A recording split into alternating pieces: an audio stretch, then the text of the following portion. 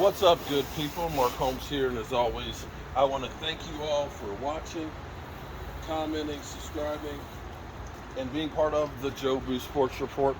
Without you guys, as well as you ladies, you know that this literally does not work. You know, I love being home. One of the hard things is part of my career and my job is actually taking me away from home, a couple of days a week. Tomorrow we'll be headed back down the country because what? I hear about they have reached a deal with them shows. Say what? They have not reached a deal. Oh, we know that. So they got till Friday. They said it's not an immediate deal in the future. Well, right. They've got until Friday, but we know the Cowboys are last-minute organization. But I'll be down the road tomorrow working on the red brick house because we got to get that thing together, as well as rental property. We got to get that together because people need an affordable, good place to live. Shout out to my mailman, Brian Green, aka Cone Man. He just shared with me an article about Marian Barbers' cause of death. They are ruling out any foul play. The family is not donating his brain to see if he actually had CTE. They're saying that it was a heat stroke. They went through, they said his body was already decomposed by the time he was found. So he had been dead for several days. So they were going through the tissue samples. They said the heart and everything looked fine. The lungs were clear and everything else, that they think that he died basically of natural causes. No foul play is at least being looked at this time. It's a wait and see situation. That's probable. It's probable that he died of natural causes. The thing that's sad about this is he definitely had issues from the abuse that he took on the football field. We as fans love to watch football. We are so pumped up and so hyped up about training camp opening up in 2 weeks. And of course, us being able to watch the players on the field. I can't wait. I'll be the first one to tell you, I love football. Played football for many years. I believe some of the issues I have now are because of playing in football. Between my back, definitely my knees, because I still don't have an ACL in one of them. Hang on for a second. Hold on. Had to go inside and get the chicken. We all love football. We love the big hits. But unfortunately, what we forget too many times, as we see these guys getting, as they used to say, jacked up, we forget that these are people like you and me that break bones, get their brains scrambled, wear out physically,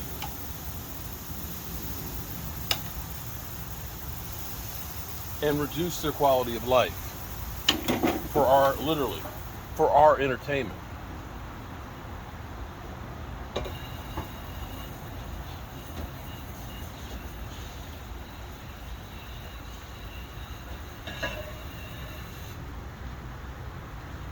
When you think about some of your ancestors, your parents, your grandparents, that you see the methyloma, I think, is that what it is? Asbestos settlements and stuff, where, like, for example, the military in World War II had glow-in-the-dark watches so they could see what time it is without putting on a flashlight. The women that worked in the factories didn't know that this was radioactive stuff that they were working on.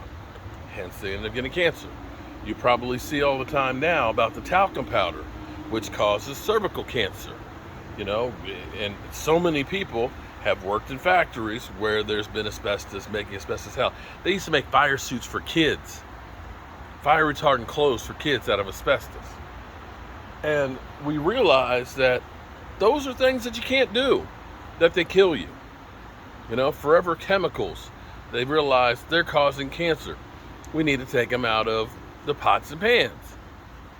Well, I guess in a way, we're beginning to see the NFL try and do the same thing, as they are doing stuff like the practice shells on the helmets, and cutting down on the amount of actually hitting and not tackling guys and taking them to the ground and things, to try and reduce the amount of concussions and trauma and stuff out of there.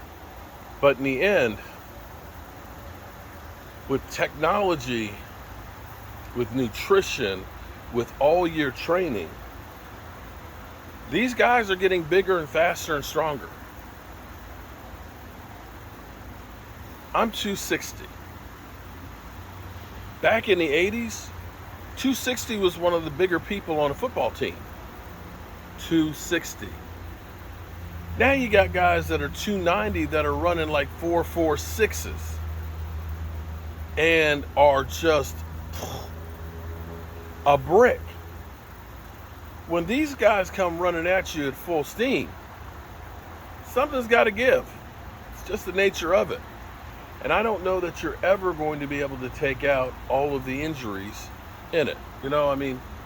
NASCAR, they came up with the harness for the helmets. Guys went kicking and screaming and not wanting to wear it. Now it's kind of like some everyday thing. Nobody complains about it, but it saves lives. We as the fans may hate it.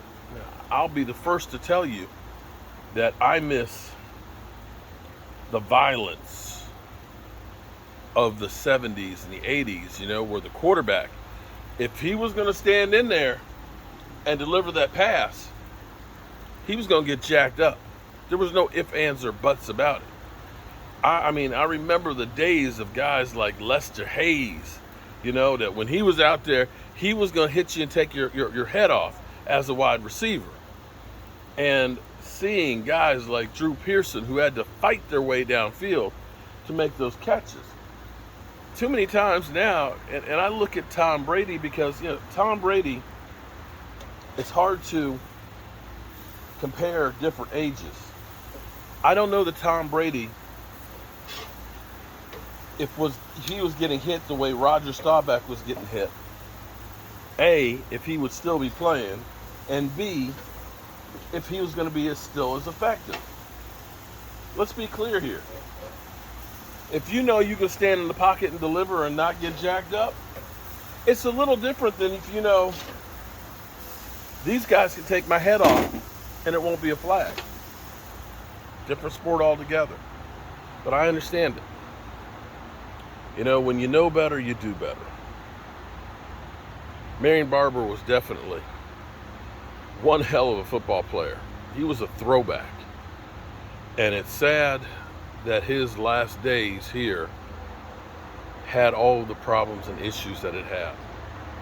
When you look at a football player that's gone through and been our hero, they deserve better. Hope I see you guys tonight, 9 o'clock Eastern. Have a good night. Peace.